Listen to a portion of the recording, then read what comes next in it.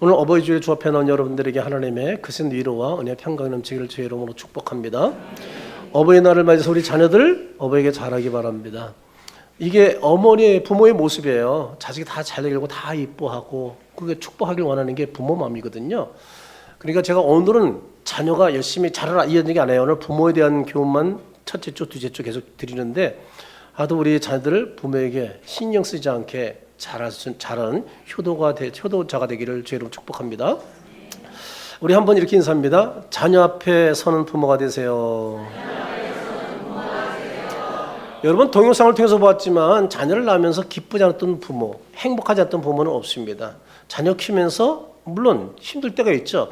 그렇지만 자녀가 잘 되는 거 보려고 얼마나 정성을 다하는지 모릅니다. 이게 부모의 마음이라고 생각이 돼요. 힘이 들지만 자녀 키우면서 행복하거든요. 아무든 행복한 가족을 잘 세워나가기를 주의 이름으로 축복합니다.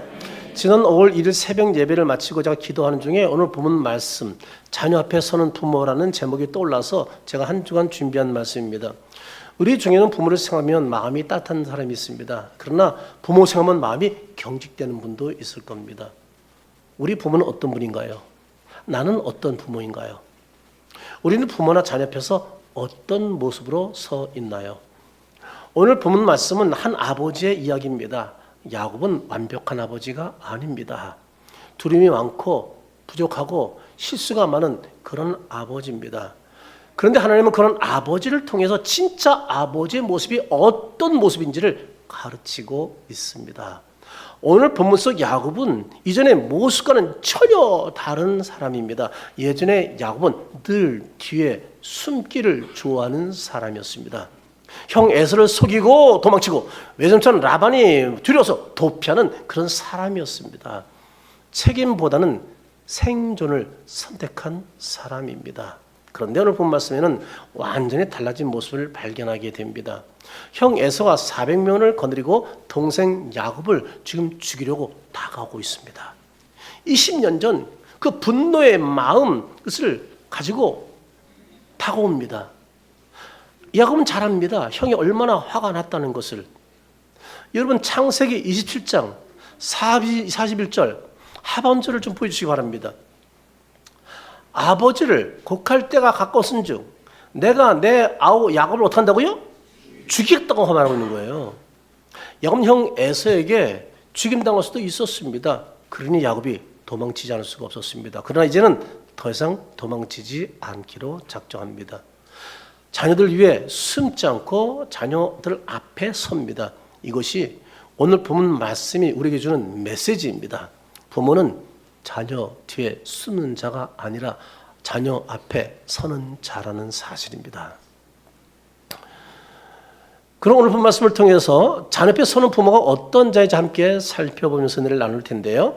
첫째, 자녀 앞에 서는 부모는 위험 앞에서 자녀를 보호하는 자이다. 뭐라고요? 위험 앞에서 도망치는 자가 아니에요. 자녀를 내가 막는 자라는 겁니다. 1절, 2절을 한번 다 같이 읽어보겠습니다.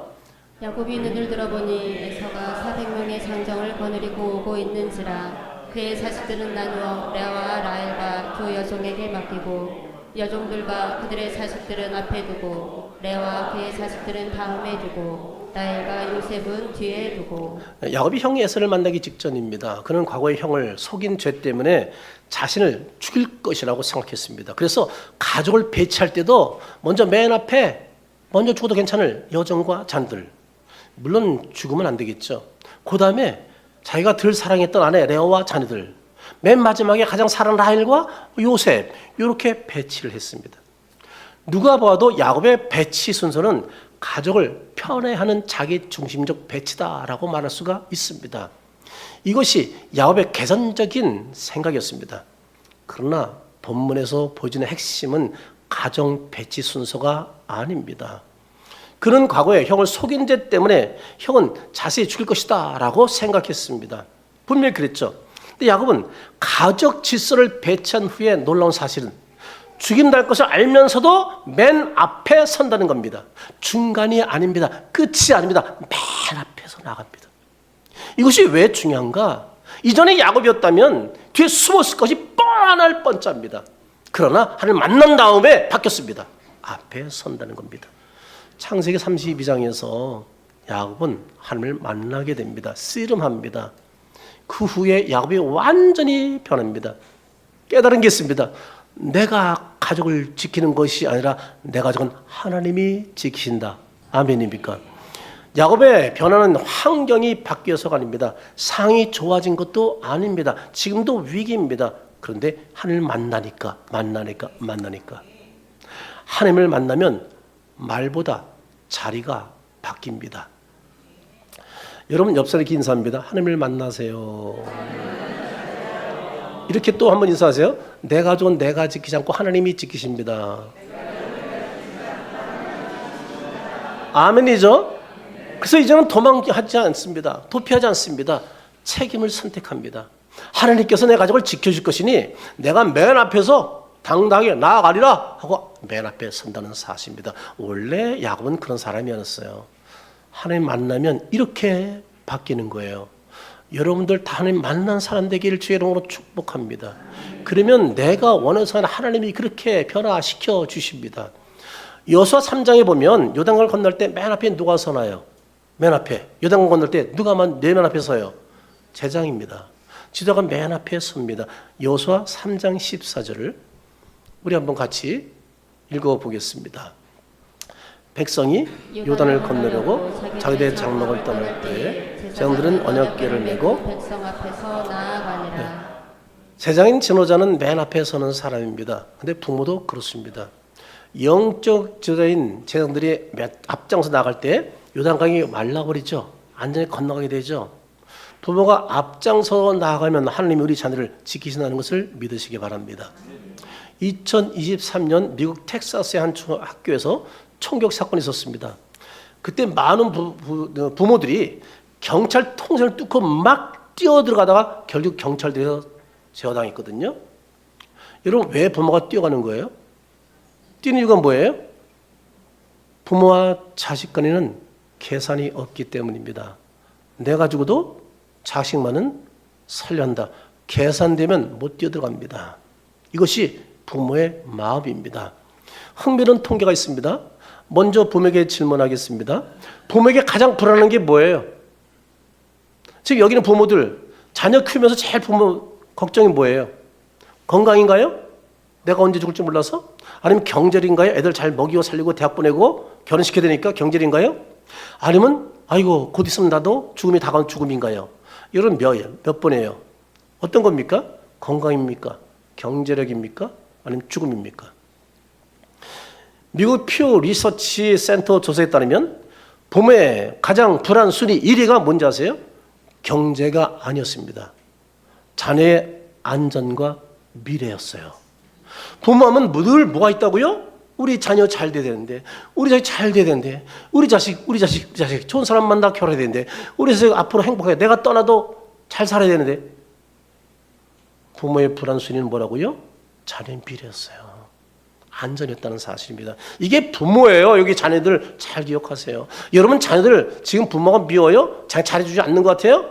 여러분 부모 돼봐. 아마 같은 마음일 거예요. 부모는 본능적으로 자녀 앞에 서고 싶어합니다. 이것이 하나님이 부모에게 심어준 마음입니다. 부모는 자녀를 보호하는 사람이 맞습니다. 그런데 오늘날 자녀들이 만나는 진짜 큰 위험은 뭐냐면 스마트폰 중독 걸린 사람 이 자리에 많죠? 음란물, 가치관의 혼란, 심지어 우울증도 많고 불안, 그리고 신앙생활 이탈, 한국교회 지금 심각한 문제 아니겠습니까? 이런 것이 큰 위험인 거예요. 한국청소년 정책연구원에 따르면 청소년 우울증 경험들이 꾸준히 증가하고 있다는 거예요. 청소년이 왜 이렇게 우울증에 빠지는 거예요? 아이들이 웃고 있어도 속은 무너지고 있다는 거예요. 이때 부모는 말해야 합니다. 내가 외롭게 싸우지 않도록 내가 네 앞에 서 있을게 얘기해 줘야 됩니다. 부모로 여러분 돈으로만 자녀 키우는 게 아니에요. 돈 많이 벌려고 그렇게 쓰지 마세요. 아이들과 많은 교육을 통해서 신앙적으로 세워주는 게 더 중요한 거예요. 좋은 학원보다 더 중요한 것은 자녀 앞에 서 있는 부모가 되는 게 더 중요하다는 겁니다. 그러니까 여러분 우리는 죄가 관영한 세상에서 자녀를 보호하기 위해서 자녀 위험 앞에 믿음으로 서는 부모가 되기를 주의 이름으로 축복합니다. 축복합니다. 둘째 자녀 앞에 서는 부모는요, 먼저 낮아지는 자입니다. 3절을 우리 같이 한번 읽어보겠습니다. 3절입니다. 자기는 그들 앞에서 나아가되 몸을 7번 땅에 굽히며 그의 형 에서에게 가까이 가니. 야곱은 자녀 앞에 나아가다가 형 에서 마주치는 순간 몸을 굽혀 7번 절을 합니다. 고대 근동에서 7번 절하는 것은 겸손과 완전한 복종의 표현입니다. 야곱은 지금 이변 행동으로 말하고 있는 거예요. 말로 하는 게 아니에요. 행동으로 말하고 있는 거예요. 당신 나의 왕이라고 말이죠. 겸손하게. 형님 제가 잘못했습니다. 제가 죽을 죄를 졌습니다. 라고 지금 복종하는 태도를 취하고 있는 겁니다. 사실 20년 전 야곱은 매우 교만했습니다. 형의 장자권, 축복 빼앗고 말이죠. 형을 속였습니다. 그러나 지금은 그때 야곱이 아닙니다. 아마 에서도 야곱의 행동에 깜짝 놀랐을 거예요. 교만한 야곱이 낙이 이렇게까지 날 줄은 아마 전혀 상상조차 못했을걸요. 이처럼 하나님 만난 사람은요, 사람 앞에서 낮아지게 된다는 겁니다. 누구든지 하나님을 제대로 만나면 겸손해집니다. 하나님 만난 부모는 자녀 앞에서도 겸손해집니다. 저도 우리 딸들 잘 섬기거든요. 우리가 사회를 섬기려고 하거든요. 그들이 뭘 해주기 이전에 내가 해주려고 하고 말이죠. 저도 섬기는 부모거든요. 때론 자녀에게 잘못했을 땐 미안하다, 실수했다, 잘못했다고 말할 수 있어야 돼요. 사과할 수 있어야 된단 말입니다. 하지만 많은 부모가 이것을 어려워합니다. 왜냐하면 자녀이 말을 듣지 않으면 짜증도 내고 화도 내고 때리기도 했거든요. 거둘 수가 없잖아요. 그리고 자존심 있잖아요. 그래서 이 부모가 사과를 할 줄 몰라요. 어릴 때 키우면서 때린 거 사과해야죠. 윽박 막 자기 승질대로 북박지는 거 사과해야죠. 왜 묶고 가? 이젠 나이 들어서 이해해줬다고? 아니요. 잘못한 거 사과해야 돼. 왜? 아니면 그게 계속 가슴속에 남아있거든. 응어리져 있거든요. 얼렁뚱땅 대충 넘어가려 하지 말고 부모는 뭐라고요? 자식 앞에 낮아질 수 있는 부모가 돼야 된다는 거예요. 그럴 때 부모와 자식과 관계가 회복될 수가 있어요. 많은 부모가 그런데 여기서 어려운다는 것이 너무 안타까워요. 그러나 여러분 기억하시기 바랍니다. 부모의 진짜 권위는 몸에 힘을 주는 것이나 물질, 돈에서 나오는 것이 아닙니다. 겸손한 회개에서 나오는 것이라는 사실을 잊지 마세요. 이 격에 진정한 권위가 있습니다. 미국 보험주의 상담가 폴 트립이라는 분이 말하기를 부모의 가장 큰 영향력은 완벽함이 아니라 회개하는 모습이다라고 말했는데 진짜 말 잘했어 저는요. 여러분 부모가 어떤 부모를 존경한다고요? 네, 회개하는 겸손한 부모를 존경해요. 자녀는 완벽한 부모보다 정직하게 회개하는 부모를 통해서 복음의 능력을 배우고 익히게 된다는 사실입니다. 그러므로 잘못을 인정할 수 있어야 합니다. 제 주변에도 잘못을 인정하지 않기 때문에 자녀가 부모와 원수된 사람이 있어요. 그리고 복수의 마음을 키우고 있는 사람들이 있어요. 얼마나 안타까운지 몰라요. 좀 다가가서 좀 안아주지. 내가 너무 잘못했다고 얘기해 주지. 그럼 눈물 흘리며 돌았을 텐데 안타까워요. 늘 아들에게 화를 내는 부모가 있어요. 아버지가 있었습니다. 아들에게 상처 주는 말을 너무 많이 한 거예요. 그런데 그런 아버지가 어버이 주일에 설교를 듣고 뭔가 가슴에 충격을 받았어요. 집에 가자마자 중학생 아들을 부른 겁니다. 아들은 또 긴장했죠. 아버지가 부르니까 또 야단칠 줄 알고 바짝 긴장하고 나아갔습니다. 그때 아빠가 용기를 내서 이렇게 말합니다. 아빠가 너에게 상처 주고 화낸 거 미안하다. 아빠를 용서해 줄래? 그 말 듣자마자 아들이 펑펑 우는 거야. 얼마나 기다렸던 말이야. 아이가 펑펑 울면서 충격적인 말을 합니다. 아빠, 저는 오늘 처음으로 하나님이 살아계심을 느꼈어요. 무슨 말이에요? 복음은 말이 아니라 삶으로 보여지기 때문에 그런 거예요. 예수님이 우리 앞에서 먼저 낮아지셨습니다. 빌립보서 2장 8절 하반절을 보겠습니다. 같이 읽어볼까요?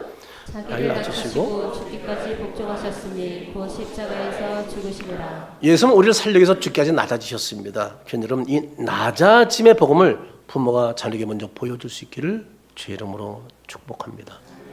한 가지 더 말씀 보겠습니다. 자녀 앞에 서는 부모는 먼저 화해하는 자입니다. 4절을 같이 한번 읽어보겠습니다. 에서가 달려가서 그를 맞이하여 안고 목을 어금 맞추어 그와 입 맞추고 서로 우니라. 참으로 감동적인 장면이죠. 야곱은 죽을 것을 생각했어요. 그러나 에서는 달려와서 어떻게 해요? 반갑게 맞으면서 안고 입을 맞춰줘. 상상도 못했던 거예요. 하나님은 야곱이 두려웠던 400명을 복수의 군대가 아닌 환영 인파의 행렬로 바꿔버리고 말았다는 사실입니다. 아마 야곱도 얼떨떨했을걸요. 현 여러분, 누가 이런 관계를 회복시켜 줬나요? 형 에서인가요? 변화된 야곱인가요? 둘 다 아닙니다. 하나님이십니다. 하나님의 멋진 작품입니다. 원수된 두 사람의 관계를 형제 사랑으로 회복해 하신 분은 하나님입니다. 이것이 바로 하나님의 구원 역사입니다. 원수된 두 사람의 관계를 형제 사랑으로 회복해 하신 분은 하나님입니다. 여러분이 하나님의 크신 사랑과 은혜가 두 사람의 관계를 회복시켰고 형제가 화해하는 아름다운 모습을 지켜본 자들은 눈물로 화답을 했을 겁니다. 가족치료 연구에 따르면 가정 내 갈등, 해결 능력이 높은 집은 어떤 집이냐? 자녀의 어떤 집은 오히려 자녀의 신앙, 정서가 안정되고 신앙 유질이 높아졌다는 거예요. 가정의 해결, 이게 되고 말이죠. 능력이 높은 집안이 그랬다는 거예요. 아이들은 부모가 싸우지 않는 가정보다, 잘 들으세요, 부모가 싸우지 않는 가정보다 싸워도 화해하는 가정에서 건강하게 자란다. 여러분, 싸우지 않는 부모 없어요. 싸우는 거 괜찮은 거예요. 틀리면 싸울 수 있죠. 근데 뭐예요? 화해하는 게 중요하다는 거예요.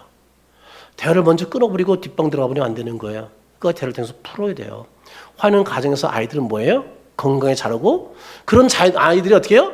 삐져서 방에 들어가서 문 확 닫고 있지 않는 거예요. 아빠하고 대화를 통해서, 엄마를 대화를 통해서 풀어나가는 거예요. 건강하게 잘 성장한다는 거예요. 이런 분위기를 부모가 만들어주는 게 얼마나 참 중요한지 몰라요.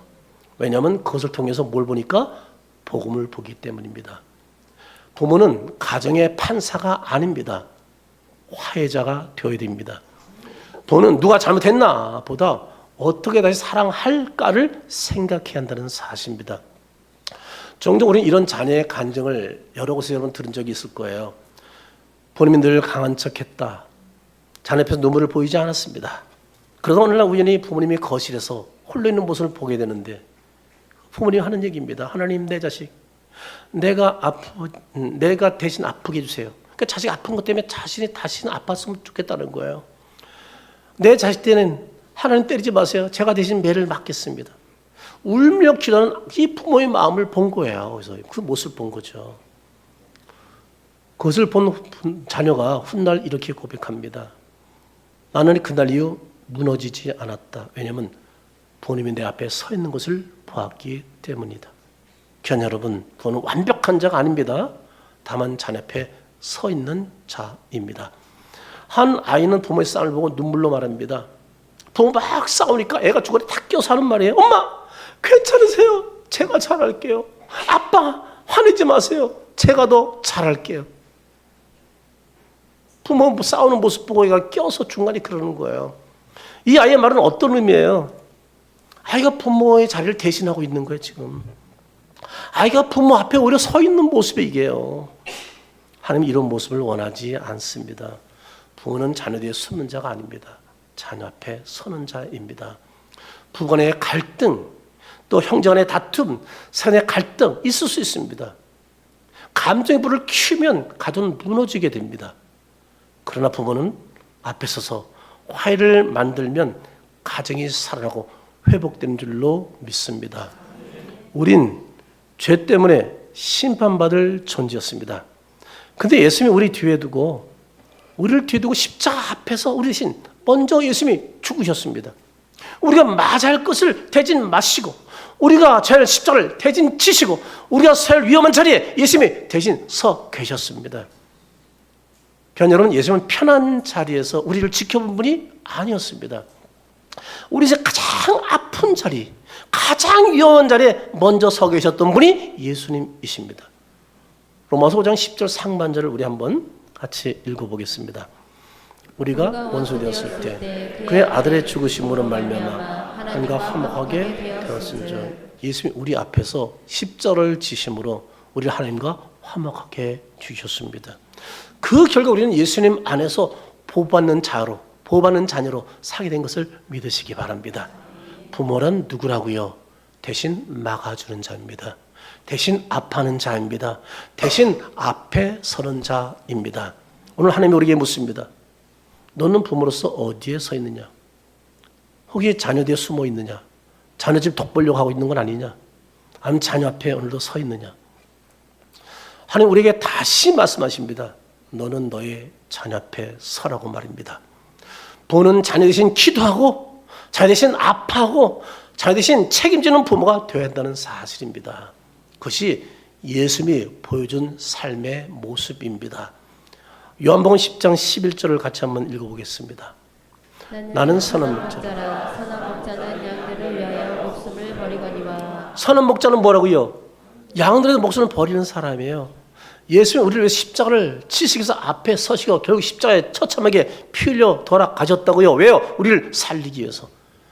그러나 우리는 자녀들에게 좋은 집, 좋은 학벌, 좋은 환경을 제공하는 것, 너무 중요합니다.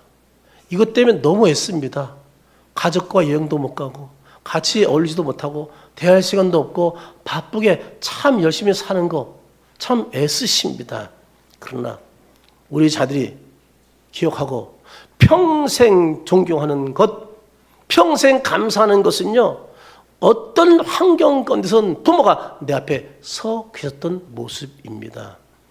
그러므로 부모는 이런 기도를 해야 됩니다. 하나님, 내가 잔 뒤에 숨지 않고 앞에 서 있는 부모가 되게 해주세요. 성경 욥기서에 등장하는 욥은요, 자녀들이 혹시 죄를 지었을까 해서 어떻게 해요? 해마다 자기로서 번제를 하나님께 드렸다고요. 예물 드리면서 혹시 하나님 앞에 범죄했을까 염려해서 말이죠, 늘 앞에 나가 예배하는 사람이었다고요. 이것이 자녀 앞에 서는 부모의 모습이에요. 자녀를 위해서 늘 기도하는 부모가 부모 앞에, 자녀 앞에 서 있는 부모라는 사실입니다. 자녀보다 늘 예배하는 모습을 보여주는 부모가 바로 자녀 앞에 서 있는 부모라는 거예요. 늘 성실하게 사는 모습 보여주는 부모가 자녀 앞에 서 있는 부모인 거예요. 우린 고되고 힘든 세상을 사는 자녀 앞에서 사회적으로, 신앙적으로, 영적으로, 인격적으로 성실하게 사는 모습을 보여주는 것, 이것이 부모가 자녀 앞에 서 있는 자입니다. 저와 여러분이 그런 자로 살기를 제 이름으로 축복합니다. 우리가 전 요약된 걸 한번 다 같이 읽어보겠습니다. 다 같이 읽어보죠.